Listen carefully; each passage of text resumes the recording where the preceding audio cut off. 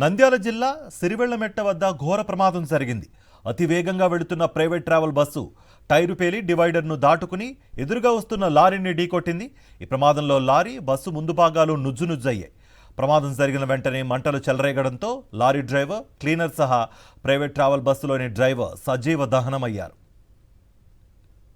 హాస్పిటల్లో ఉన్న గాయపడ్డ ప్రయాణికుల పరిస్థితి మరియు డెబ్రీస్ తొలగింపు ప్రక్రియపై మరింత సమాచారం మా ప్రతినిధి లోకేష్ అందిస్తారు. లోకేష్.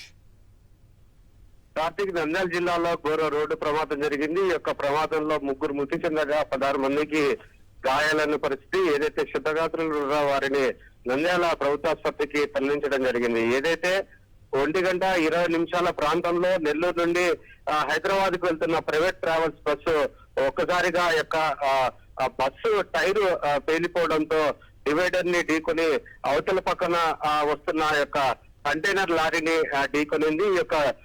ఈ యొక్క ప్రమాదంలో 2 వాహనాలు, ఇటు కంటైనర్ కు ఇటు బస్సుకు మంటలు వ్యాపించడం జరిగింది. చాలా కొద్దిసేపట్లోనే వితిన్ ఒక 5 నిమిషాల లోపలే పూర్తి స్థాయిలో ఈ యొక్క కంటైనర్ తో పాటు బస్సులో కూడా మంటలు వ్యాపించాయి. ఈ యొక్క మంటల్లో బస్సు డ్రైవర్ తో పాటు ఈ యొక్క కంటైనర్ లారీ డ్రైవర్ కూడా సజీవ దహనమైన పరిస్థితి.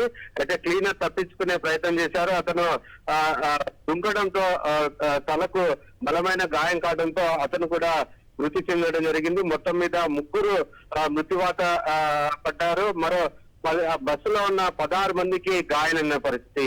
ఏదైతే 1:20 ప్రాంతంలో బస్సు టైరు పేలిపోవడంతో ఎదురుగా వస్తున్న కంటైనర్ ఢీకొన్న తర్వాత ఈ యొక్క ప్రమాదం చోటు చేసుకుందో, ఆ క్షణంలో ఈ యొక్క ప్రమాదం జరిగిన వెంటనే అక్కడ డోర్లు పూర్తి స్థాయిలో క్లోజ్ కావడం చేత డ్రైవర్ కూడా బ్రతకడానికి అవకాశం లేని పరిస్థితి. అక్కడ ఉన్న స్థానికులు ఆ బస్సు అద్దాలు పలగొట్టడం వలన 36 మంది ప్రయాణికులు ప్రాణాలతో బయటపడ్డారు. కార్తీక్. థాంక్యూ లోకేష్.